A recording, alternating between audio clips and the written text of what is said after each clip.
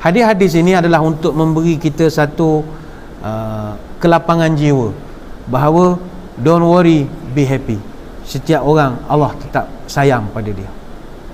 Saudara-saudari sekalian, sebelum kita berpisah, ada satu kisah yang ingin saya kongsikan dengan saudara-saudari sekalian berkenaan dengan satu peristiwa yang pernah berlaku zaman dulu, iaitu yang mana peristiwa ini dia berlaku kepada seorang tabi'in yang begitu terkenal sekali, yang mana Imam Fakhruddin Al-Attar dia telah menuliskan satu kisah di dalam kitab Tazkirah Al-Awliya. Fakhruddin Attar mengisahkan bahawa ada seorang sufi bernama Abdullah bin Mubarak. Selepas dia selesai melakukan ibadat haji, dia penat, dia pun berehat dan dia tertidur di Masjidil Haram. Dalam keadaan dia micro sleep ke apa, wallahu alam, dalam dia memancing kantuk, kata orang Melayu, dalam 50-50 sedar ataupun tidak, dia seakan-akan mendengar percakapan dua malaikat yang sedang berbincang tentang finding nasib ibadat haji jemaah-jemaah yang datang pada tahun itu. Jadi Abdullah bin Mubarak dia mendengar percakapan malaikat ini. Dia dengar salah satu malaikat itu bertanya tentang berapa jumlah jemaah haji pada tahun itu. Malaikat yang satu lagi beritahu tahun ini 600,000 orang yang datang buat haji. Jadi malaikat pertama tanya tentang haji yang orang lakukan ni diterima ataupun tidak. Malaikat kedua pun menjawab, keseluruhan jemaah haji yang hadir tahun ini 600,000 orang, tak ada satu pun amalnya diterima oleh Allah. Malaikat yang kedua menjawab. Mendengar percakapan dan perbualan malaikat ini, Abdullah bin Mubarak merasa begitu sedih sekali. Dia pun fikir, Allah, kita dah ramai-ramai berjuang, bersusah payah daripada jauh ikut kapal laut. Zaman itu tak ada kapal terbang, ikut kapal laut, naik unta dari pelbagai belahan penjuru dunia. Kita datang ke sini buat haji, penat, tapi rupanya tak ada nilai di sisi Tuhan. Sedihlah Abdullah bin Mubarak. Kemudian Abdullah bin Mubarak dengar lagi percakapan malaikat itu. Malaikat yang kedua bercerita pula bahawa ada satu perkara yang pelik, bahawa ketika Allah tidak menerima amalan orang lain, Allah tuliskan kepada satu orang, dia pada tahun itu dapat pahala haji, walhal dia tidak berangkat pergi haji pun.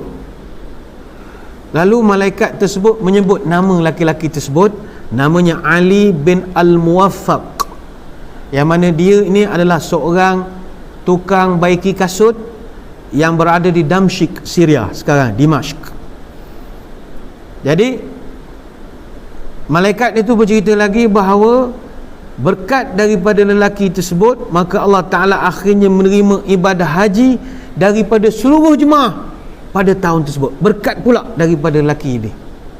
Dia ringkaskan cerita, Allah bin Mubarak pun mencarilah insan yang bernama Ali bin Al-Muwaffaq ini di Damsyik.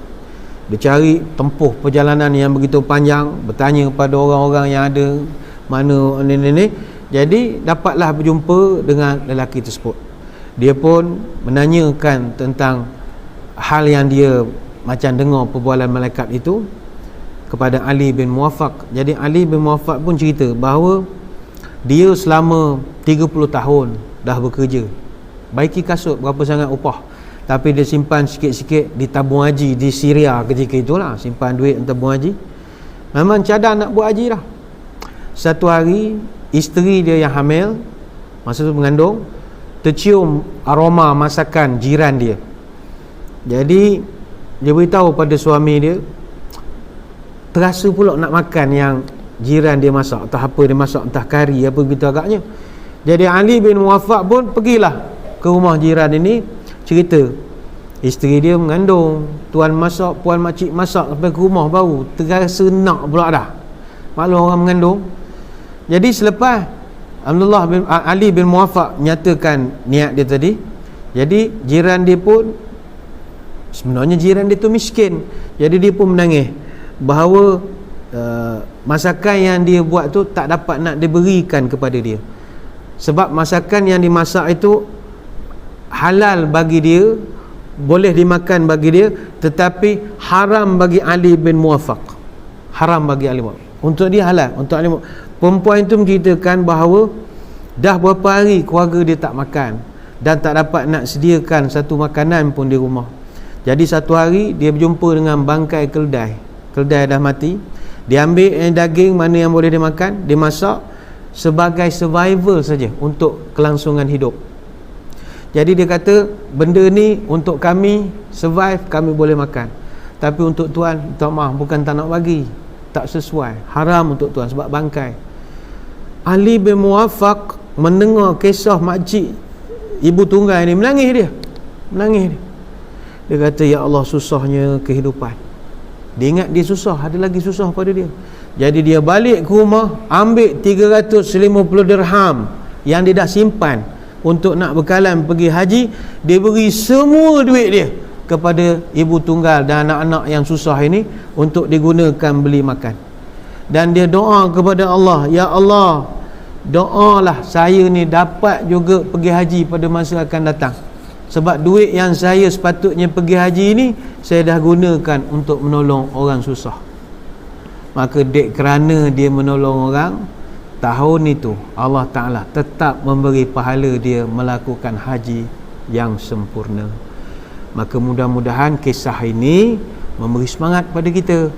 Walaupun tahun ni haji tak dapat pergi, tapi jangan lupa kita ada masjid di qaryah kita, jaga sembahyang 5 waktu, bantu orang susah.